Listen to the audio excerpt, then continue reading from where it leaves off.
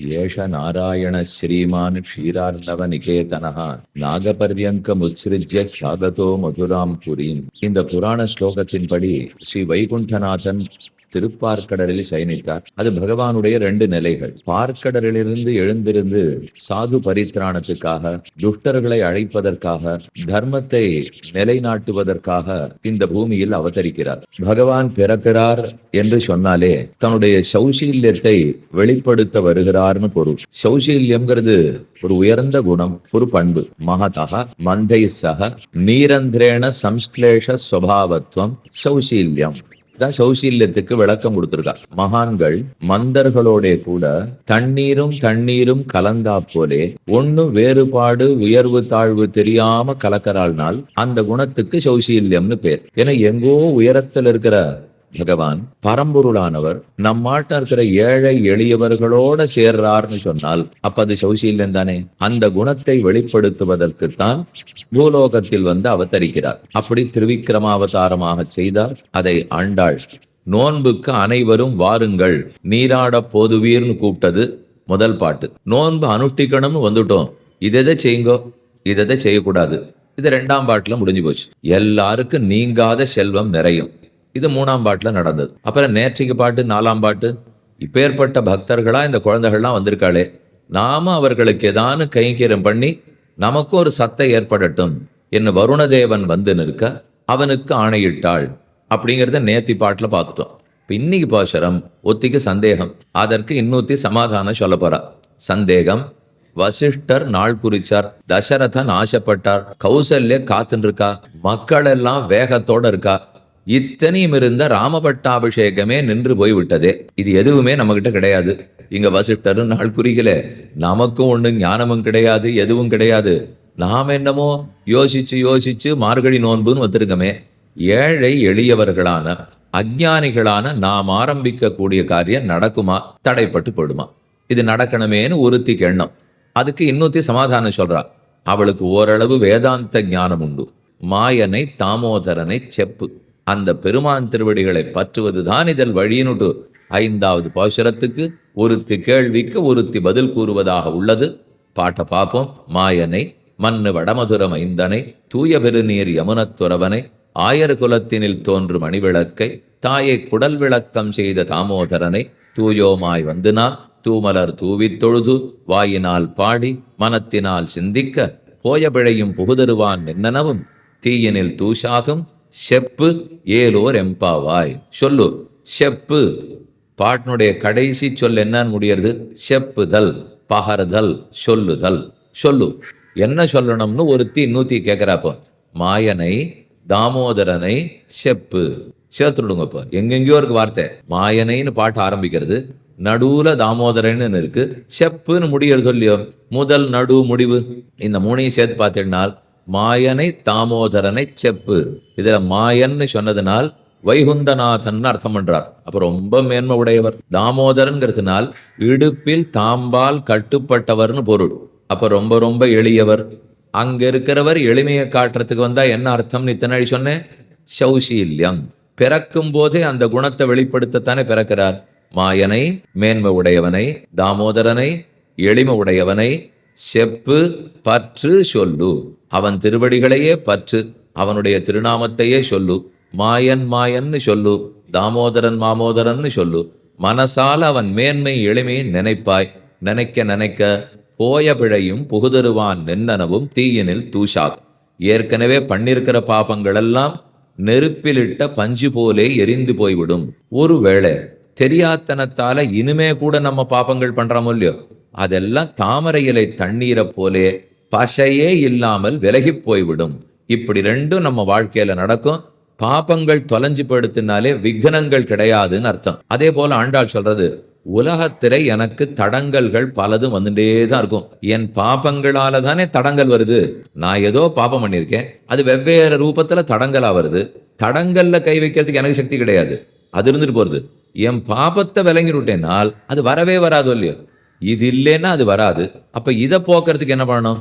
தடங்களை போக்கணும்னு நினைச்சேன், பாபம் காரணம்னு புரிஞ்சு போச்சு. பாபத்தை போக்கணும்னு நினைக்கிறேன், அதுக்கு என்ன பண்ணணும்னால் மாயனை தாமோதரனை செப்பு. மாயனான எம்பெருமானை தாமோதரனை பற்றினீர்கள் என்றால் சொன்னால் அவன் திருநாமத்தை வாயார பாடுங்கள், அவன் திருவடிகளுக்கு கைங்கரியம் பண்ணுங்கள். எல்லாத்த விட முக்கியம், அவர் ஆசைப்பட்டபடி நடங்கள். அது நடந்தால்தான், சாத்விகனா இருந்தால்தான் பகவானுக்கு பிடிக்கிறது. சாதுரேவ சமந்தவ்யா, சாதுரேவ சமந்தவ்யான்னு அடிக்கடி சொல்றார். சச்சப்பிரியதமஹா, அவன் தான் எனக்கு ரொம்ப பிரியமானவன். அவனுக்கு என்கிட்ட எத்தனை ஆசை உண்டு அர்ஜுனான்னு யாரையோ புத்தரை பத்தி கண்ணன் அடிக்கடி கீதையில சொல்லிட்டு இருக்கார். அவர் யாருன்னு தெரியாது. அவர் எனக்கு ரொம்ப பிரியமானவர், அவரைத்தான் நான் சாதுன்னு ஒத்துக்கிறேன். அவன் எனக்கு எவ்வளவு அன்பானவன் தெரியுமானால் நமக்கு ஒரு நிமிஷம் தோணும், அப்படின்னு அவர் யாரையோ சொல்லிட்டு இருக்காரே, அது நானா இல்லையா? இருந்துட்டா எவ்வளவு திருப்தியாப்படும். இப்போ கண்ணனே வந்து கிட்டக்க பார்த்து கனிவோட உன்னை எனக்கு ரொம்ப பிடிக்கும் என்று சொல்லிட்டாருன்னா அவ்வளவுதான், சரகடிச்சு பறக்க மாட்டோமா? அது தெரியலையே, யாரை சொல்றார், எதுக்கு சொல்றார், எப்படி சொல்றார், என்ன பண்ணா சொல்லுவார், அது அவர் நேரம் சொல்ல மாட்டார். அதுக்கு தான் ஆழ்வார்கள்லாம் அவதரித்தா, ஆச்சாரியர்கள் பிறந்து இப்படி நடந்துட்டியானா அவர் பிடிக்கிறதுன்னு சொல்றார்.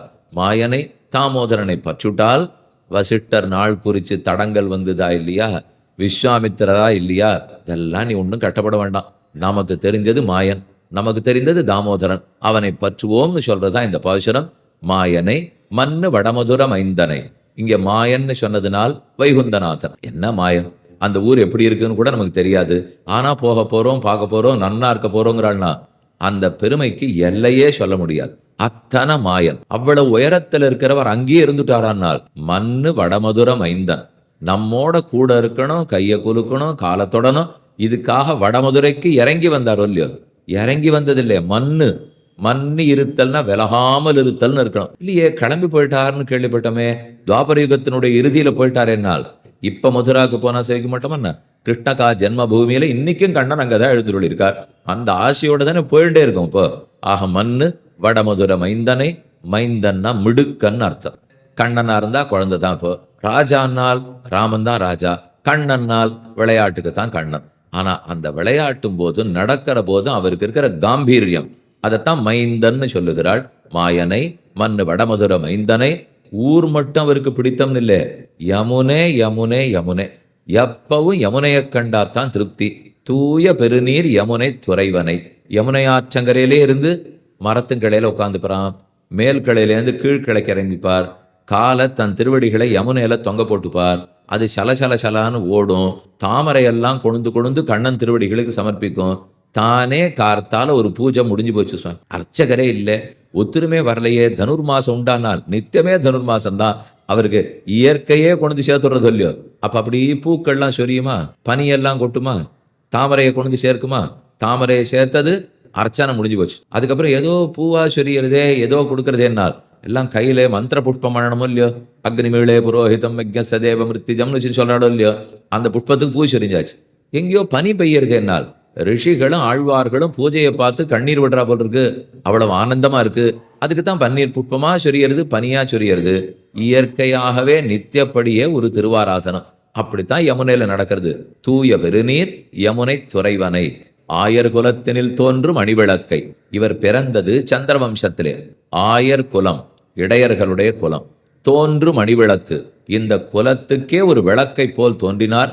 வெங்கதிரோன் குலத்துக்கோர் விளக்கு ராமன். ஆயர் குலத்தினில் தோன்றும் அணிவிளக்கு கண்ணன். சூரிய குலத்திலே அவதரித்தார் ராமச்சந்திரன். சந்திரவம்சத்திலே பிறந்தார் ஸ்ரீ கிருஷ்ணன். அவரும் ஒளி கொடுப்பார், இவனும் ஒளி கொடுப்பார். ஆனா அவருடைய ஒளி கொஞ்சம் வெப்பமா இருக்கும். ஆனா கண்ணனுடைய ஒளி குழுன்னு இருக்குமோ இல்லையோ? சந்திரன் ஒளி நில ஒளினா நடத்தானே இருக்கும். தூய பெருநீர் யமுனத்துறவனை, ஆயர் குலத்தினில் தோன்றும் அடிவிளக்கை, தாயை குடல் விளக்கம் செய்த தாமோதரனை. தாய் பெற்ற தாய், பெற்ற தாயினுடைய வயிற்றுக்கு நல்ல பேர் வாங்கி கொடுத்தவர். தேவகி பிராட்டி கண்ணனை பெற்றாளோ இல்லையோ? அந்த பெற்ற வயிற்றுக்கு பட்டம் வாங்கி கொடுக்கிறாராம் கண்ணன். தாயை குடல் விளக்கம், குடல்னா வயிற்றிலிருந்து தானே கர்ப்பம் தரித்து தானே வந்து பிறந்தார். அந்த வயிற்றுக்கு ஒரு பட்டம், வயிற்றுக்கு ஒரு பெருமை. இப்பேற்பட்ட கண்ணனை பெற்றாளேன்னு கொண்டாடுறாளாம் எல்லாரும். அதைத்தான் தாயை குடல் விளக்கம் செய்த தாமோதரனை தூயோமாய் வந்து நாம். இனிமே நாம் எப்படி வரணும் அப்படிங்கிறது. இப்பேற்பட்ட கண்ணனை அவர் வந்துட்டார். இப்போ மாயனா இருக்கிறவர் இறங்கி கீழே வந்துட்டார். இனிமே நாம் எப்படி கண்ணனை அணுக வேண்டும்? தூயோமாய் வந்து நாம உள்ளத்துல தூய்மையோட வரணும். அவரை தவிர மற்றொரு உபாயம் கிடையாது, அவரை தவிர மற்றொரு புருஷார்த்தம் கிடையாது. இந்த உண்மையான எண்ணத்தோடே தூயோமாய் வந்து நாம் தூமலர் தூவி தொழுது. அவரிடத்துல எதையும் எதிர்பார்த்து வரல, அவரையே எதிர்பார்த்து வந்தேன் இப்படின்னு சொன்னாலே அதுக்கு தகுந்த புஷ்பம் தான் கொண்டு வரணுமா. அதைத்தான் தூயோமாய் வந்து நாம் தூமலர் தூவி தொழுது. புஷ்பத்துக்கு இருக்கிற தூய்மையாவது பார்த்து பார்த்து பரமபாகவதனா இருக்கிறவர் வளர்க்கணுமோ இல்லையோ. ஆக தூமலர் தூவி தொழுது வாயினால் பாடி. அப்ப முதல்ல சொல்லப்பட்டது கையால் பண்ண வேண்டிய கைங்கரியத்தை சொன்னாள். இதைத்தான் காய்கம் காய்கம்னுவா. நமக்கு 3 இருக்கும் இல்லையோ, மனசு, மொழி, மெய். மனோவாக்காயம்னு 3 சொல்றமே. மனசாலையும் பகவானை ஆசிரியக்கணும், வாக்காலையும் ஆசிரியக்கணும், காயத்தாலையும் ஆசிரியக்கணும். இந்த 3ம் பக்தியில் ஈடுபடுறதான் சொல்லுவா. முக்கரண முயற்சின்னு சொல்றோம் இல்லையோ, 3ஐயும் பெருமாள் கொடுத்திருக்கார். அதுல முதல்ல சொல்லியாச்சு வாயினால், அதாவது தூமலர் தூவி தொழுது புஷ்பங்களை கொண்டு பெருமான் திருவடிகளுக்கு அர்ச்சனம் பண்ணி வாயினால் பாடி. வாயார பாடு. புஷ்பத்தை துளசி எடுத்து அவர்கிட்ட போடச்சேவே கேசவாய நமஹா, மாதவாய நமஹா, கோவிந்தாய நமஹா, நாராயணாய நமஹா, விஷ்ணவே நமஹான்னு சொல்லுவோம் இல்லையோ. அப்ப தூமலர் தூவி தொழுது வாயினால் பாடி. அப்ப வாயால கூடவே பாட வேண்டும். இப்ப பாடியாச்சு, போட்டாச்சு. ஆனா மனசு எங்கேயோ சுத்தின்டா. கையிலேருந்து துளசி நன்னாத்தான் போய் விடுறது, குங்குமார்ச்சனை குங்குமம் போய் விடுறது. வாயால கூட லக்ஷ்மி தேவிக்கு நமஸ்காரம், சந்திரசோபனாவுக்கு நமஸ்காரம், கமலாவுக்கு நமஸ்காரம் நன்னா சொல்லிட்டு இருக்கேன். ஆனா மனசு மட்டும் இது எப்ப முடியும், பிரசாதம் எப்ப வாங்கிக்கலாம், எப்ப கிளம்பலாம் இப்படின்னு சுத்திட்டு இருந்தா பிரயோஜனப்படாது. இப்போ அதனாலதான் வாயினால் பாடி மனத்தினால் சிந்திக்க, அதுல உள்ளம் நமக்கு ஈடுபட வேண்டும். வாயினால் பாடி மனத்தினால் சிந்திக்க இந்த முக்கரணத்தாலும் பக்தியே பண்ணி கொண்டிருந்தால். இப்ப இந்த பாட்டுல இருக்கிற ஒரு சொல்ல கொஞ்சம் 3 இடத்துல சேர்த்துன்னு பார்ப்போமா. தூமலர் தூவி தொழுது வாயினால் பாடி மனத்தினால் சிந்திக்க, இப்படித்தானே இருக்கு. அதை சற்று மாத்தினோம்னால் தூமலர் தூவி தொழுது வாயினால் பாடி தொழுது மனத்தினால் சிந்தித்து தொழுது. தொழுதுன்னு இருக்கிற 3 இடத்துல சேர்க்கலாமே. இப்போ ஏன் நம்மளும் பல தடவை தொழலாமோ இல்லையோ. என்ன இப்போ ஆறாரோ பண்ணிட்டு இருக்கான்னா இது ரொம்ப நாளா நமக்கு சொல்லியிருக்கிறது தான். இப்போ முதல் பாட்டுல உயர்வர உயர்நலமுடையவன் எவனவன், மயர்வர மதிநலம் அருளினன் எவனவன், அயர்வரும் அமரர்கள் அதிபதி எவனவன், அவன் துயரரு சுடரடி தொழுதழன் மனனே. நம்மாழ்வார் ஆரம்பிக்கச்சேவே தொழுதுன்னு சொல்றார். இப்ப ஆண்டாள் 5வது பாசுரத்துல தொழுதுன்னு சொல்லுகிறாள். அது பல முறை பண்ண வேண்டியிருக்கு. எப்போதென்னால் முக்கரணத்தாலும் தொழ வேண்டும். தூமலர் தூவி தொழுது வாயினால் பாடி தொழுது மனத்தினால் சிந்தித்து தொழுது என்ன 3 இடத்துல சேர்த்துங்க. இதை ஏன் சேர்க்கணும்? உமக்கு விருப்பம் இருக்குன்னு சேர்க்கிறீரா? இப்போ எனக்கு விருப்பம் இல்லை சுவாமி, சேர்க்க மாட்டேன்னு அப்படி சொல்ல முடியாது. கண்ணன் 9வது அத்தியாயத்தினுடைய கடைசி ஸ்லோகத்தில் என்ன சொல்றார்? மன் மனாபவ மத் பக்தஹ மத்யாஜி மாம் நமஸ்குரு மாமை வைஸ்வசி யுக்தைவம் ஆத்மானம் மத்பராயணா. அந்த ஸ்லோகத்துக்கு கொஞ்சமா அர்ச்சம் சொல்றேன், அப்பதான் அதனுக்கு இருக்கிற செறிவு மனசுல நன்னா வாங்க முடியும். மன் மனாபவ, எத்தனை இடத்துல எங்கிட்ட எங்கிட்ட எங்கிட்ட எங்கிட்ட சோம்பாம சொல்றார் கண்ணன். எங்கேயானு ஒரு நிமிஷம் அதை விட்டுடுறாரான்னு கொஞ்சம் பாருங்களேன். மன் மனாபவ, எங்கிட்ட மனசவை. மத் பக்தஹா பவ, என்னிடத்துல பக்தியோடு இரு. மத் யாஜி பவ, என்னை குறித்து ஆராதனம் பண்றவனா இரு. மன்மனாபவ மத் பக்தஹா மத்யாஜி மாம் நமஸ்குரு, என்னை குறித்து நமஸ்கரிப்பவனா இரு. மாமே வைஸ்வசி யுக்தைவம், என்னையே வந்து அடைகிறாய். ஆத்மானம் மத்பராயணா, என்னிடத்திலேயே நெஞ்சு செலுத்தனா இருந்து என்னை வந்து அடைவாய். அப்ப அந்த ஸ்லோகத்தில் மன் மனாபவ மத் பக்தஹா பவ மத்யாஜி பவ மாம் நமஸ்குரு மாமே வைஸ்வசி யுக்தைவம் ஆத்மானம் மத்பராயணான்னு இருக்கும் இல்லையோ. அந்த இடத்துல வேதாந்த தேசிகன் தாத்பரிய சந்திரிகைன்னு ரொம்ப ஆச்சரியமா வியாக்கியானம் பண்ணார். கீதைக்கு ராமானுஜர் அருளியது ஸ்ரீ ராமானுஜ கீதா பாஷ்யம், வேதாந்த தேசிகன் அருளியது ராமானுஜ கீதா பாஷ்ய தாத்பரிய சந்திரிகை. அதனுடைய உயர்ந்த அர்த்தங்களை சேர்த்து சொல்றார். கண்ணன் இப்படி சொல்றாரு, மன்மனாபவ மத் பக்தஹா மத்யாஜி மாம் நமஸ்குரு. இதுல ஏதோ ஒரு சொல்ல எல்லா இடத்துலையும் சேர்த்துக்க வேண்டியிருக்குங்கிறார் அவர்.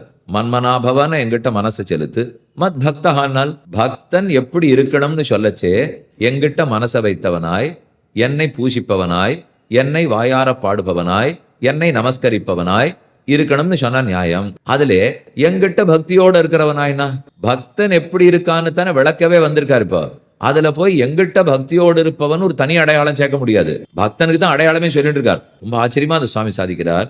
மன்மனாபவ மத் பக்தஹான்னு சொன்னால் இங்க பக்தினா அன்புன்னு அர்த்தம் பண்ணிக்கோ.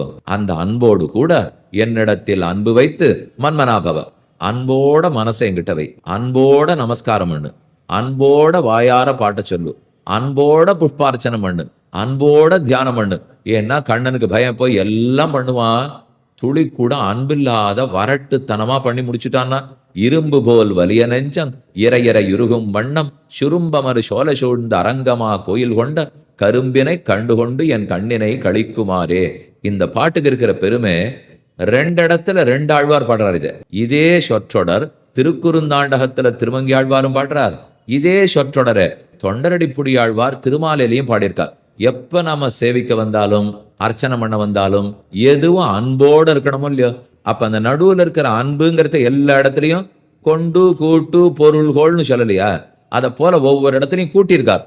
இந்த பாட்டுல அந்த மாதிரி கூட்டி ஆகணும். இப்ப தூமலர் தூவி தொழுது வாயினால் பாடி தொழுது மனத்தினால் சிந்தித்து தொழுது தொழுதால் போய பிழையும் புகுதிருவான் என்னனவும். ஏற்கனவே பண்ணிருக்கிற பாப்பங்கள் எத்தனையும் ஓடியப்படும், ஒண்ணுமே நிற்காது, தீயிலிட்ட பஞ்சு போலே உருமாய்ந்து போய்விடும். அதே மாதிரி புகுதிருவான் என்னனவும், இனிமே பண்ண போற பாப்பம். ஆண்டாளுக்கு ரொம்ப உறுதியா ஒரு நம்பிக்கை இருக்கு. இப்போ இவன் சரணாகதிக்கு வருவான், ஏற்கனவே பண்ண பாப்பத்தெல்லாம் தொலைச்சுடுன்னு சொல்லுவான், இனிமே பண்ண மாட்டியோ இல்லையோன்னு கேட்பாரு. தெரிஞ்சு பண்ண மாட்டேன்னு விடுவோம். அப்படின்னு அந்த உலகத்துல வாழற வரைக்கும் எது வேணாத்தான் நடந்துட்டு இருக்கும். இப்போ ஆனா அந்த தெரியாத பண்றது போனா போறது, தெரியாத பண்றதுக்குள்ள தெரிஞ்சு பண்ணிட்டு தெரியாதுன்னு சேர்த்துடக்கூடாது. அப்படின்னா கணக்கு பண்ண தெரியாதா? பெருமான் ஏமாளின்னு மட்டும் ரொம்ப நம்ம நினைச்சிடவே வேண்டாம். ரொம்ப சாமர்த்தியக்காரர், ஆனா ஏமாந்தாப்புல இருப்பார். நிஜமாவே எனக்கு புரியலையா, அதை கண்டே கொள்ளாம சரி போனா போறதுன்னு விட்டுடுவார். ஆனா தெரிஞ்சுட்டு மாற்றியதான்னு பண்ண பாக்குறேன்னா அடிக்க மாட்டார், படைக்க மாட்டார். ஆட்டம் அடுத்த ஜென்மத்துல பாத்துக்கலான்னு போய பிழையும் புகுதருவான் நென்னனவும் தீயினில் தூஷாகும் செப்பு. அந்த மாயனை தாமோதரனை செப்பினால் இது இத்தனை துரிதங்களும் ஓடிப்போம் என்ன ஒருத்தி கேள்விக்கு இன்னொத்தி சமாதானம் சொல்லிட்டா. அப்படிங்கிறது 5வது பாசுரம். கேள்வி பதிலுக்கு வருவதற்கு முன்னால் ஒரு ஆணையை பற்றி பார்க்க வேண்டும். ஆணை வருணதேவனுக்கு ஆண்டாளிட்ட ஆணை. அது என்ன நேற்றைய பாசுரம். அந்த பாசுரத்திலே ஓர் அர்த்தம் சாரார்த்தங்களை பெரியவாச்சான் பிள்ளையாகட்டும் நாயனாராகட்டும், ஏன் ஆய் ஜனன்யாச்சாரிய சுவாமியோ வருஷம் சார்ங்கமுதைத்த சரமழை போலே அவ அர்த்தத்தை அவ்வளவு தூரம் ஆழ்ந்த கருத்துக்களை வருஷிச்சிருக்கா. அங்கொன்னும் இங்கொன்னும் ரெண்டு ரெண்டா பார்ப்போம். ஆழி மழைக்கண்ணா ஒன்னு நீ கைகரவேல் ஆழியுள் புக்கு முகர்ந்து கூட ஆர்த்தேரி ஊழி முதல்வன் உருவம் போல் மெய்கருத்து பாழியந்தோளுடை பற்பனாபன் கையில் ஆழி போல் மின்னி வலம்புரி போல் நின்னதிர்ந்து தாழாதே சார்ங்கமுதைத்த சரமழை போல் வாழ உலகினில் பெய்திடாய் நாங்களும் மார்கள் நீராட மகிழ்ந்து ஏலோர் எம்பாவாய். ரொம்ப தேவையான பாட்டு. சரியா மழை பெய்யணும், மாதம் மும்மாறி பொழிய வேண்டும். இந்த பாட்டின் தொடக்கத்துல ஒரு கேள்வி, அதுக்கு உடனே ஒரு பதில் சொல்லிக்கிறார். ஆண்டாள் வருணதேவனை இறைஞ்சி வேண்டுகிறாளா? கொஞ்சம் மனசுக்கு நிரடலா இருக்கே. யாரோ வருணதேவன், அவனை போய் எங்க ஆண்டாளா இறைஞ்சுவாள், அவள் போய் பிரார்த்திப்பாளானால் தப்பா எழுதுறோன்னு அர்த்தம். ஒரு நாள் அந்த மாதிரி நடக்கவே நடக்காது. திரவந்தி தேவாக தைத்தியாக பிரணமந்தி தேவதாக. திரவந்தி, யாரான ஒரு பரம பாகவதனை பார்த்தால் தீயவர்களெல்லாம் ஓடியப்படுவாளாம். பிரணமந்தி தேவதாக, நல்லவர்களால் தான் விழுந்து விழுந்து வணங்க ஆரம்பிச்சுவாளாம். பகவானை வணங்குவதோடு இல்லாமல் பரம பாகவதனாக ஒருத்தன் இருந்தால் அவனையும் வணங்கணும் இல்லையோ. ஆண்டாள் வருண பகவானை வணங்கி பிரார்த்திக்கிறாள் இல்லை, அது தவறான செய்தி. ஏன் வணங்க மாட்டாளானால் என்ன சாஸ்திரத்துல சொல்லி வணக்கம்னு இருக்கோ அத்தை செய்வாளே தவிர அதை மீறி இவன் தான் நமக்கு என்ன கொடுக்க போறான்னு செய்ய போறது இல்லை. பின்ன எப்படி ஏதோ பேச்சுவார்த்தை நடக்கிறதே, ஆழிமழைக்கண்ணான் அவனை பார்த்து ஏதோ சொல்றாள் என்னால் அவருக்கு ஒரு ஆசை. இந்த பரம பக்தைகளுக்கு நாம ஒரு கைங்கரியம் பண்ணி நமக்கு ஒரு லாபம் வேணும் அப்படின்னு நினைச்சு அவர்கள்லாம் வந்து நின்னுட்டார்களாம்.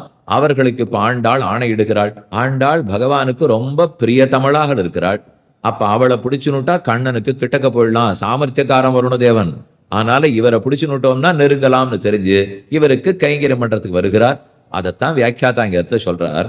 யார் கைவிட்டாலும் பெருமாள் கைவிட மாட்டார், பெருமான் கைவிட்டாலும் தாயார் கைவிட மாட்டார், தாயார் கைவிட்டாலும் பாகவதர்கள் கைவிட்டுவிடவே மாட்டார்.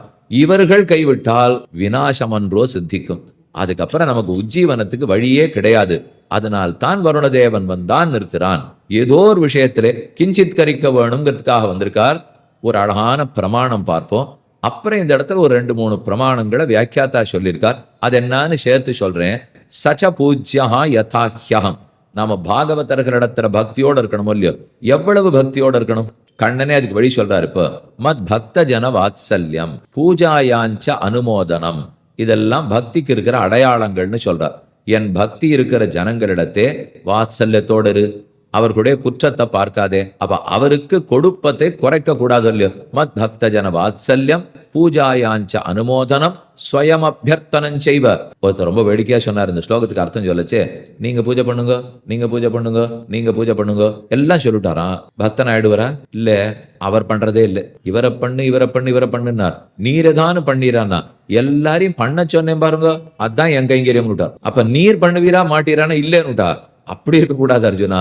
மத் பக்த ஜனவாத்சல்யம் பூஜாயாஞ்ச அனுமோதனம் ஸ்வயம் அபியர்த்தனம் செய்வ மதர்த்தே டம்பவர்ஜனம். என் விஷயமா டம்பத்தை காட்டாதே. டம்பம் டம்பம்னா என்ன? அது அமானித்வம் அதம்பித்வம்னு கண்ணன் கீதையில சொல்றார். டம்பம்னால் புகழுக்காக பேருக்காக செய்தல். மதர்த்தே டம்பவர்ஜனம் மத் கதாசிரவணே பிரீதிஹி ஸ்வரநேத்ராங்க விக்ரியா. என் கதையை கேட்கறதுல பிரீத்தி இருக்கணும். கேட்கும் போது முகமெல்லாம் தாங்க மாட்டாமல் புருவ நெறிஞ்சு கண்லேந்து ஜலஞ்சலமா கொட்டி புலகாங்கிதம் அடைந்து அப்படித்தான் ஆறு இருக்கானோ அவன் பக்தன்னு சொல்லிட்டு இருக்காரு. இப்போ அப்ப மத் கதாசிரவணே பிரீத்திகி ஸ்வரநேத்ராங்க வித்தியா மமானுஸ்மரணம் நித்தியம். விடாம என்னையே நினைக்கிறான். எச்சமாம் நோபஜீவதி. என்கிட்ட எதையும் திரும்ப எதிர்பார்க்கிறதே இல்லை, கையேந்தவே மாட்டான். இப்படி யார் இருக்கானோ ச பக்தா, அவன்தான். அஷ்டபக்தி அஷ்டவிதாக்கியேஷா எஸ்மின் மிலேச்சேபி வர்த்ததே சச்ச பூஜ்யா யதாக்கியம். இந்த 8 அடையாளங்களுடன் கூடிய பக்தி எந்த தாழ்ந்தவனவடட்டவனா இருக்கட்டும். இது ஒண்ணு இவங்கிட்ட இருக்கணும் அவங்கிட்ட இருக்கணுங்கிறதுலாம் இல்லை. எந்த தாழ்ந்தவனிடத்தில் இருந்தாலும் அவனை என்னளவுக்கு பூஜை செய், என்னை போல மதிப்பாய், என்னளவுக்கு சச்ச பூஜ்யா யதாக்கியம். எப்படி எனக்கு பூஜை செய்வாயோ அப்படி அவனுக்கு பூஜை செய். அதுக்கு மேல அவர் சொல்றது, கண்ணன் எனக்கு சமமா பூஜிப்பாய் அப்படின்னு அதுக்கு என்ன அர்த்தம் பண்ணிக்கணுமா?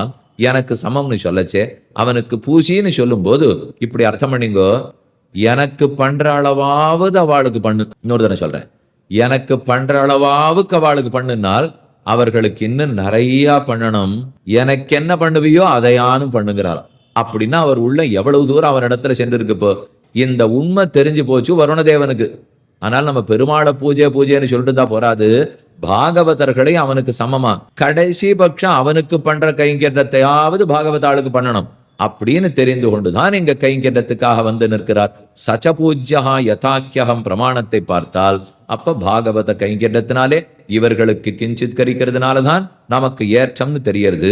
எதுக்கு வருணதேவன் இப்ப பண்றாருனால், ஆண்டாள் பரம பாகவத பெண், அவளுக்கு கைங்கரியம் பண்ணி நமக்கு ஒரு சத்காரம் ஏற்பட வேண்டும். இதுதான் பிரார்த்தனைய. 2 விதம் பாருங்க. ஒரு பக்கம் அபச்சாரப்பட்டுட்டா பெருமாள் கோவிச்சுக்கிறார், இன்னொரு பக்கம் உபச்சாரப்பட்டா ஓஹோன்னு ஆனந்தப்படுகிறார். நாம முதல்ல பகவான் இடத்துல போறோம். 3 விதத்துல ஒரு சொல்றாரு. இப்போ இந்த கைங்கரியம் பண்ணு, முதல்ல பாகவத கைங்கரியம் பண்ணுன்னார் இல்லையே. பகவத் கைங்கரியம் பண்ணிட்டு அடுத்த நிலை தானே பாகவதன். இல்ல அப்படி வேண்டாம். முதல் நிலையில ஆச்சாரியனுக்கு கைங்கரியம் வா. ஆச்சாரியன் என்ன சொல்லுவாரான், எங்கிட்ட நிற்க வேண்டாம் பகவானுக்கு கைங்கரியம் பண்ணுன்னு சொல்லிடுவார். சரின்னு பகவானுக்கு கைங்கரியம் பண்ணுவேன். அவர்கிட்ட போனா இல்ல பாகவதாளுக்கு கைங்கரியம் பண்ணுன்னு சொல்லுவார், அவர்கிட்ட பண்ணுவேன். பாகவதாள்கிட்ட போனா இல்ல ஆச்சாரியனுக்கு கைங்கரியம் பண்ணுன்னு சொல்லுவார். இந்த வரிசையில தான் நாம கைங்கரியம் பண்ண வேண்டும். இந்த உண்மைகள் தெரிந்த பர்ஜன்ய தேவன் ஆண்டாள் இடத்துல ஏதோ ஒரு கிஞ்சித்காரம் இந்த குழந்தைகளுக்கு பண்ணி நமக்கும் ஒரு சத்த வேணும் என்று கேட்பதற்காக வர, நீ ஊழி முதல்வன் உருவம் போல் மெய்கருக்க வேண்டும், பாழியந்தோளுடைய பற்பனாவன் கையில் ஆழி போல் மின்னி வலம்புரி போல் நின்னதிர்ந்து தாழாதே சாரங்க முதைத்த சரமழை போல் வாழ உலகினில் பெய்திடான்னு சொல்ற. ஹோன்னு மழை கொட்டுறதுக்கு மழை மேகம் திரண்டுடுத்து சொட்டு சொட்ட ஆரம்பிக்கிறது, மின்னல் வெட்டுறது, இடி இடிக்க ஆரம்பிக்கிறது. கார் மேகமா அந்த மார்கழி மாசத்து காலங்கர்த்தால வேலை நன்னா தெரிய ஆரம்பித்தது. அப்ப பார்த்து ஒத்திக்கு சந்தேகம் வந்தது, நடக்குமா நடக்காதான்னு. ஆமா, இத்தனை நாள் இத்தனையும் சொல்லியிருக்கேன், பாகவத பிரபாவம் நடக்குமா நடக்காதாங்கிறிய.